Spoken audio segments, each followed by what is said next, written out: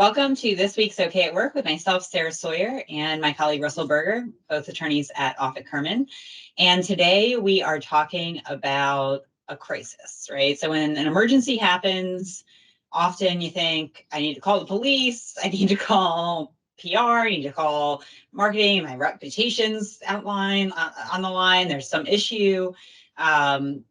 Panic ensues and you try to figure out what to do. Well, that's something we deal with a lot with our clients, is helping them through a crisis that is legally related or might have legal consequences.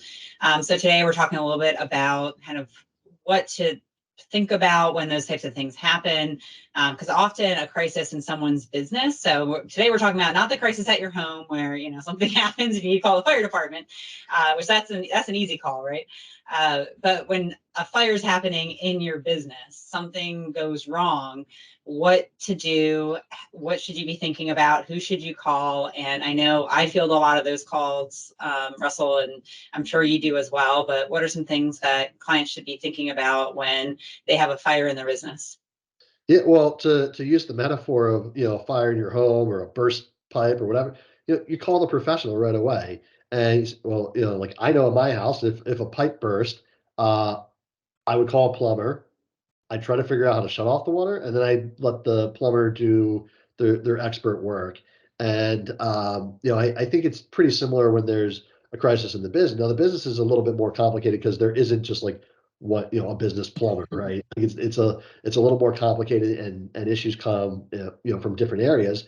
But I think it's really important to kind of pull together that team of expert, your team of professional advisors, your personal board, your business advisors as well, to help navigate that. And because whether that crisis is you get hit with a big lawsuit, you have a big departure of employees, you have people infringing on your your client list or your intellectual property rights or whatever it might be.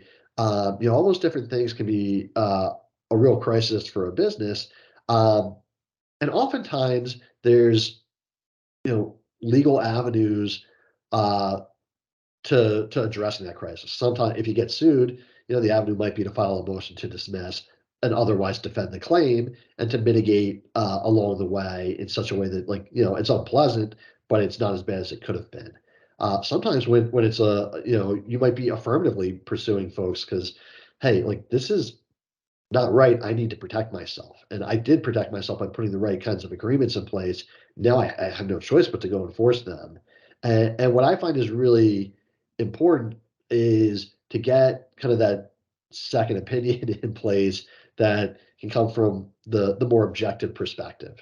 Because if you're in the business, like you're going to have an emotional response to this, even if you're um, not that emotional person, because how can you not? It's your business that's under attack, that's in crisis.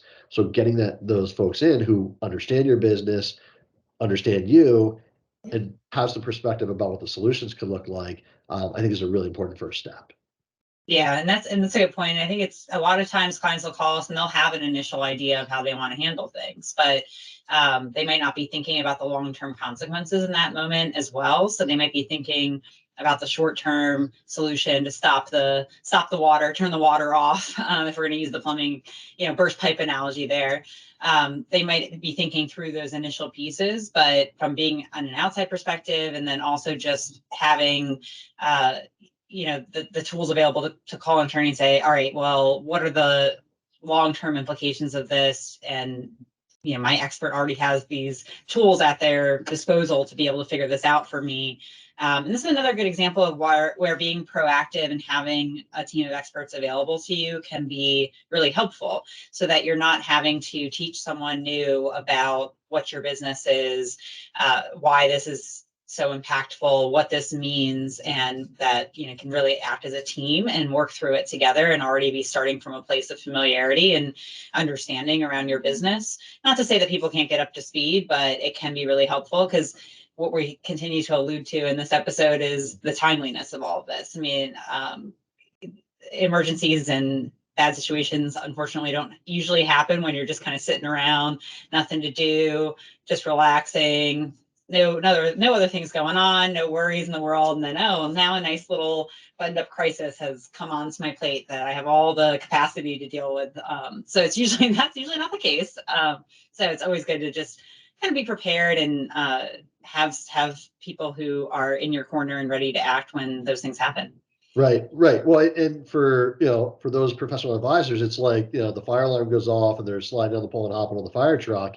I mean, like there are steps and process that could be enacted right away. That I know from our perspective, like we've probably seen something like this before. Every crisis might be a little bit different, but there are steps. There's some commonality to it, and I think that's beneficial to a business to have that.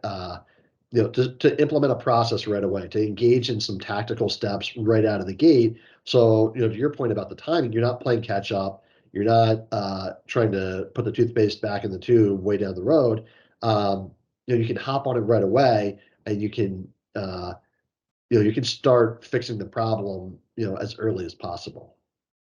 Yeah, and then also sometimes, occasionally, a client might perceive something as a crisis, or it might feel very unruly and like there is no options. And sometimes we can say, well, actually, this isn't a crisis.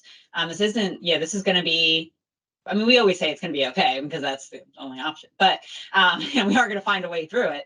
But sometimes the way through it is easier than a client even expects. Sometimes it's more challenging, but often we can do an assessment and say, actually, you feel like you messed this up, but it's not as big of a mess up or an issue as you might think it is. Here's why, here's how we can handle it. So, part of it, just triaging that can bring some calm to the situation if it is indeed a crisis, or say, well, actually the crisis has been averted, or we can make a couple of tweaks and we're good. So there's a lot of different ways to go, but you don't really know that until you get someone involved. That's right. Well, thanks, Russell. We'll see you next time. Thanks, Sarah.